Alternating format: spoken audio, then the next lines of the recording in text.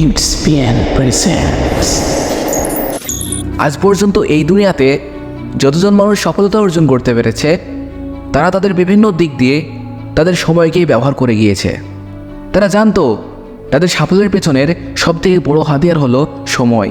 তারা যদি সময়কে মেনটেন করে প্রত্যেকটা কাজকে করতে পারে তাহলে তাদের সফল হওয়ার চান্স 80% বেড়ে যায়। সফল মানুষগুলির বায়োগ্রাফি খুলে দেখো, সবার মধ্যে তুমি একটি কথা অবশ্যই কমন দেখতে পাবে। তারা কখনো কাজকে আজ নয় কাল করব বলে ফেলে রাখে না। তারা কালকের কাজকে আজকে করতে আর আজকের কাজকে এখন করতে পছন্দ করে। আর বেঁচে থাকার সময়ে তারা তাদের বাড়তি কাজগুলি করতে ভালোবাসে। এটাই হলো সাফল্যের গোপন চাবিকাঠি।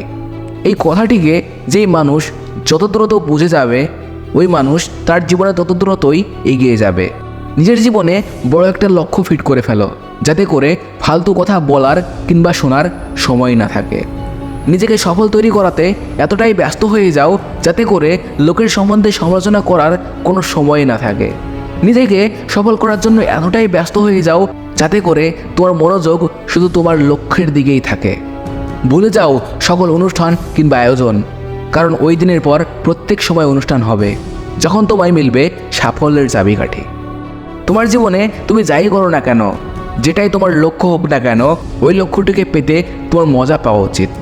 কারণ এতে একটি অন্যরকমের ফিলিংস কাজ করে। তুমি যেই কাজটা করছো না কেন সেই কাজটা করতে তোমার ভালো লাগতে হবে। তাহলে 100-র মধ্যে 99% গ্যারান্টি ওই লক্ষ্যটিকে তুমি সহজেই পেয়ে যাবে, যদি তুমি তোমার সবটুকু দিয়ে মেহনত করে যাও। দুর্বল মানুষেরা তখন থেমে যায় যখন তারা হাঁপিয়ে যায়, আর স্ট্রং মানুষেরা তখন থেমে যায় যখন তারা জিতে যায়। বরং জেতার পরও, সাফল্য পাওয়ার পরও তারা থেমে থাকে না।